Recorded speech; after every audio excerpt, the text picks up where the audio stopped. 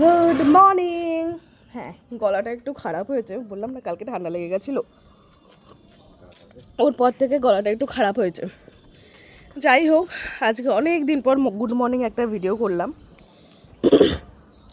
ছাদে সকালবেলা আর আসি না, সময় হয় না, 8:30টার মধ্যে বেরিয়ে যেতে হয়। তো অনেক দিন পর রবিবারের সকালটা ছাদে কাটাচ্ছি।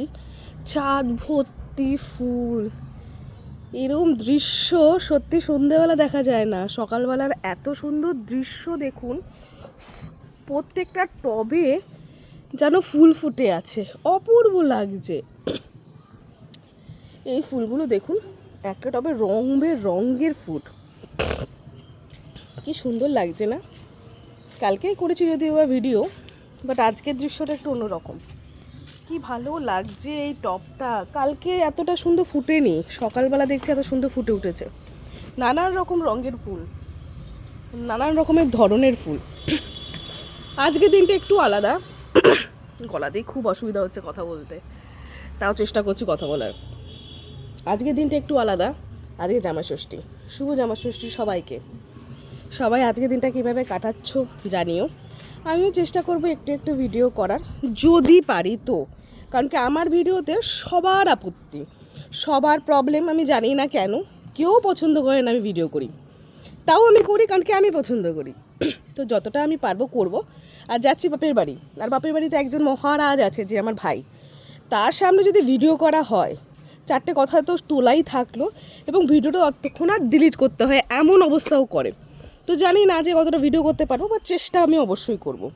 তো জামাই ষষ্ঠী সকাল আজকে প্রায় 9:30 বাজে, অনেক লেটে ঘুম থেকে উঠলাম। রেডি ঠেডি হয়ে যেতে যেতে 12টা-1টা তো বেজেই যাবে। অনেক সারপ্রাইজ আছে, আস্তে আস্তে ভিডিও করব, চেষ্টা করবো প্রত্যেকটা জিনিসই দেখাবার। তো কতটা দেখাতে পারবো জানি না।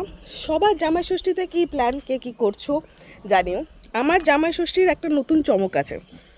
আমার সাথে আমার জামাই ষষ্ঠী করতে আমার বোনও যায়, মানে ননদের জামাই এবং ওর পুচকেটাকে নিয়ে আমি যাই। এত মজা হয়, সে বলার মতন নয়।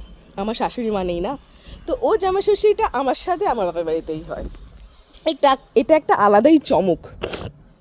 তো সবটাই একটা ছোট ছোট ভিডিও করে দেখাবো। এইটা কি সুন্দর লাগছে, শুধু হলুদ ফুল, সত্যি খুব সুন্দর লাগছে। এই পঞ্চমুখী জবাটাকে দেখুন, আমি বলছিলাম না কালকে কত কুড়ি হয়েছে, অনেক জবা ফুল ফুটবে। এই দেখুন সকাল সকাল, এই দেখুন কত জবা ফুল। মোটামুটি পুজোতে জবা ফুল আর কোনো অন্য কোথা থেকে ব্যবস্থা করতে হয় না, এখান থেকেই হয়ে যায়। প্রথম বিরক্ত লাগতো, সারাক্ষণ গাছ নিয়ে পড়ে থাকতো। এখন বেশ ভালো লাগছে গাছগুলোকে দেখেই মনে হচ্ছে যত্নের ফল। যত্নটা এমনই জিনিস বলুন, সব সম্পর্কেও এরকম যত্ন করতে হয়, তাহলেও সম্পর্কগুলো সুন্দর থাকে।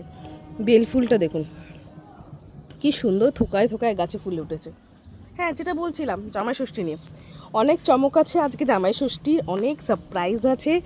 আস্তে আস্তে ভিডিও করে করে দেখাবো, এবং সঙ্গে থেকো, সারপ্রাইজগুলো দেখাবো। জানি না কতটা আমি পারবো। আজকে যদিও বা 1 তারিখ, অতটা কাজের প্রেশার নেই। কালকে ট্রিমেন্ডাস প্রেশার ছিল, মান্থ এন্ড খুব একটা ভালো যায়নি আমার মান্থ এন্ড।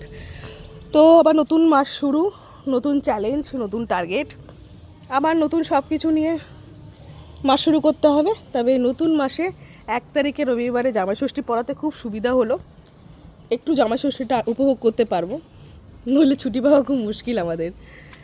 তো চলুন দেখা যাক কী করছি জামাই ষষ্ঠীতে, পরের ভিডিওগুলোতে অ্যাড করছি। টাটা।